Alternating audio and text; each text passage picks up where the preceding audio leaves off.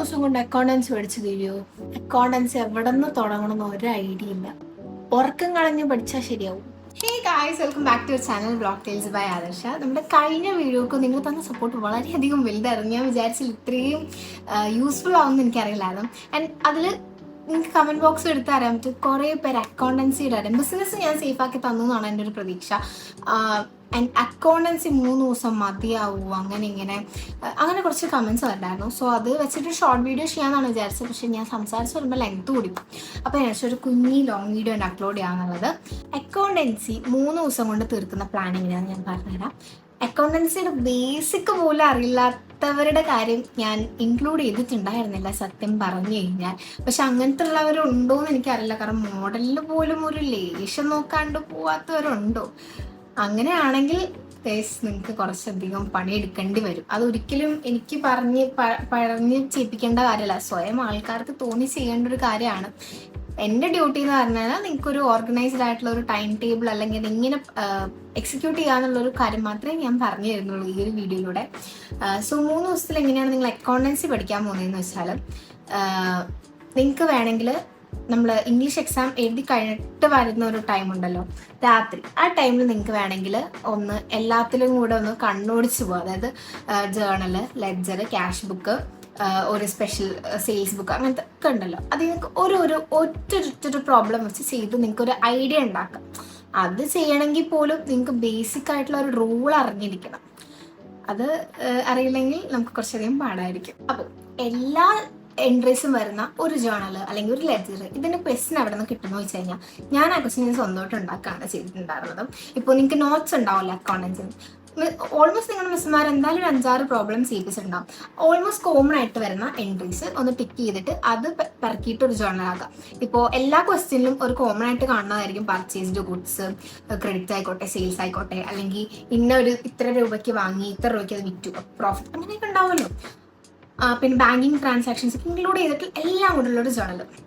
അങ്ങനെ നിങ്ങളൊന്ന് ചെയ്ത് 5-ാം തീയതി കഴിയാം. ആൻഡ് നെക്സ്റ്റ് ദിവസം സാറ്റർഡേ അല്ലേ വരാം, അല്ല ഫ്രൈഡേ അല്ലേ വരാം. അന്ന് നമുക്ക് തിയറിയാണ് ഫോക്കസ് ചെയ്യേണ്ടത്. ഞാൻ കമൻറ്റ് ബോക്സ് നോക്കിയപ്പോൾ മനസ്സിലായി കുറേ പേർക്ക് തിയറി ഒരു പേടി സ്വപ്നമാണ്. തിയറി എന്നോട് ചോദിക്കുന്നവരോട് എനിക്ക് പറയാനുള്ളത്, എനിക്ക് കുറേ ഉണ്ട്. എൻ്റെ PDF ആയിട്ടില്ല തിയറി. എൻ്റെ നോട്ട്സ് ആണെങ്കിൽ കുറച്ച് അധികം ഉണ്ട്. സോ ഐ പ്രിഫർ, എൻ്റെ ഈ ഒരു വീഡിയോ ഡിസ്ക്രിപ്ഷൻ ബോക്സിൽ ഞാൻ കൊടുത്തിട്ടുണ്ടാവും.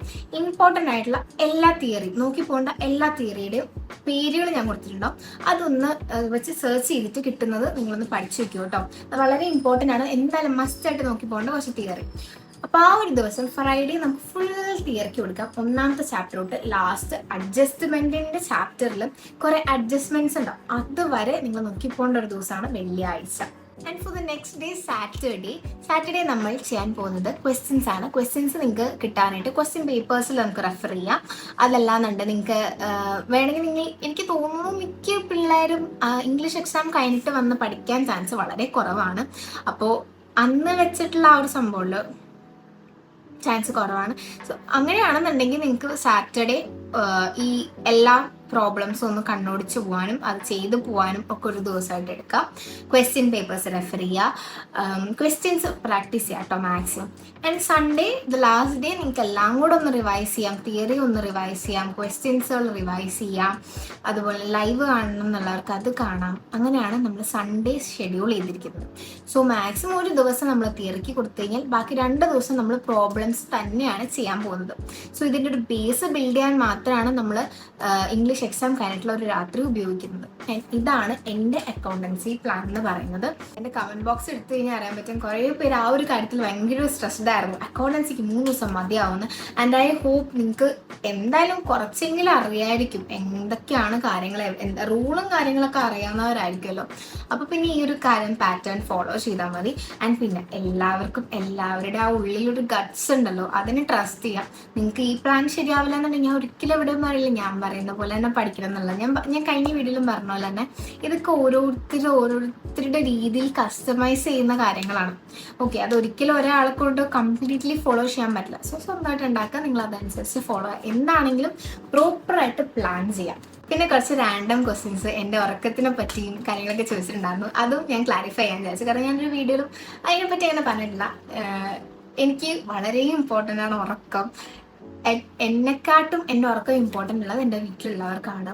അതായത് രമണ, ഞാൻ കറക്റ്റ് 10 മണി 10:30 ആകുമ്പോൾ സാധാരണ ദിവസം പഠിത്തം നിർത്തും. മാക്സിമം പോയ 10:30. ഇനി എക്സാം ദിവസങ്ങളിലാണെങ്കിൽ 11:30. അതിൽ കൂടുതൽ ഞാൻ പോയിട്ടില്ല പഠിക്കാൻ, ഒരിക്കലും പോയിട്ടില്ല. അതും 11:30 വരെ പഠിച്ചതെന്നാണെന്നറിയോ SSLCക്ക്. ഇപ്പോഴും ഞാൻ അങ്ങനെ പഠിച്ചിട്ടില്ല. ആൻഡ് എൻ്റെ വീട്ടിൽ കറക്റ്റ് 10 മണിയാകുമ്പോൾ തന്നെ ചോറെടുത്ത് കഴിച്ച് കഴിഞ്ഞാൽ അപ്പോൾ കിടത്തി. അതാണ് എൻ്റെ ഷെഡ്യൂൾ. ഞാനും അങ്ങനത്തെ ഒരു കുട്ടിയാണ്. ഞാൻ ലേറ്റ് നൈറ്റ് സ്റ്റഡി ഇതുവരെ എക്സ്പീരിയൻസ് ചെയ്തിട്ടില്ല. ഞാൻ കുറേ പേരുടെ കണ്ടിട്ടുണ്ട് വീഡിയോസിലൊക്കെ ഇങ്ങനെ രാത്രി ഇരുന്ന് പഠിക്കണതും കാര്യം. എനിക്ക് അതിൽ എക്സ്പീരിയൻസ്ഡ് അല്ല, അതുകൊണ്ട് എനിക്കത് പറയാനറിയില്ല അതിനെപ്പറ്റി. പിന്നെ രാവിലെ എണീച്ച് പഠിക്കുന്ന ആളാണ്, അതും അല്ല. എനിക്ക് രാവിലെ എണീക്കാൻ വീട്ടിൽ കുഴപ്പമൊന്നുമില്ല. പക്ഷേ ഞാൻ എണീച്ചിട്ടില്ല. ഞാൻ ആദ്യമായിട്ട് 4 മണിക്ക് എണീച്ച് പഠിച്ചത് നമ്മുടെ ക്രിസ്മസ് എക്സാം, +1 ക്രിസ്മസ് എക്സാം മാത്സിന് മാത്രമാണ്. അന്ന് ഞാൻ തലേദിവസം ഒന്നും പഠിച്ചില്ല. അതും അതിൻ്റെ ഒരു ഇതും കൂടെ കേൾക്കണം. തലേദിവസം എക്കണോമിക് എക്സാം എടുത്തു കഴിഞ്ഞാൽ 9 മണിക്ക് ഞാൻ കിടന്നു, 9 മണിക്ക് ഞാൻ ഉറങ്ങി, 4 മണിക്ക് എണീച്ചു, 7 മണിക്കൂർ എൻ്റെ സ്ലീപ്പ് ഓക്കെ ആയിട്ടുണ്ടായിരുന്നു. ഓക്കെ, എന്നിട്ടാണ് ഞാൻ പഠിക്കാറുള്ളത്. അപ്പോൾ ഒന്നെങ്കിൽ മോർണിംഗ് അല്ലെങ്കിൽ നൈറ്റ് എന്തെങ്കിലും ഒന്ന് കോംപ്രമൈസ് ചെയ്തിട്ട് വേണം നിങ്ങൾ പഠിക്കാനായിട്ട്. സോ ഞാൻ മാക്സിമം രാവിലെ എണീച്ച് പഠിക്കുന്ന ആളാണ്. അപ്പോൾ ഇതാണ് എൻ്റെ സ്ലീപ്പ് സൈക്കിൾ എന്ന് പറയുന്നത്. നമ്മൾ മാക്സിമം എനിക്ക് രാവിലെയാണ് എൻ്റെ പ്രൊഡക്ടിവിറ്റി ടൈം. ഒരു 11 മണി ആ ഒരു ടൈമിന് മുമ്പുള്ള ടൈം എനിക്ക് വേണ്ടി പ്രൊഡക്റ്റീവാണ്. വൈകുന്നേരം ഞാൻ ഒട്ടും പ്രൊഡക്റ്റീവ് അല്ല. വൈകുന്നേരം എനിക്ക് എവിടെയൊക്കെ തിരിഞ്ഞ് നടക്കണം, അത്രേ ഉള്ളൂ. രാത്രി 10 മണിക്കുള്ളിൽ എൻ്റെ പരിപാടി ഉണ്ട്. അപ്പോൾ നിങ്ങളുടെ എല്ലാവരുടെയും ഡൗട്ട് ക്ലിയർ ആയെന്ന് വിചാരിക്കും. വീഡിയോ ഇഷ്ടപ്പെട്ടാൽ ചാനൽ സബ്സ്ക്രൈബ് ചെയ്യുക, വീഡിയോ ലൈക്ക് ചെയ്യുക. അപ്പോൾ അത്രേ ഉള്ളൂ. Bye bye.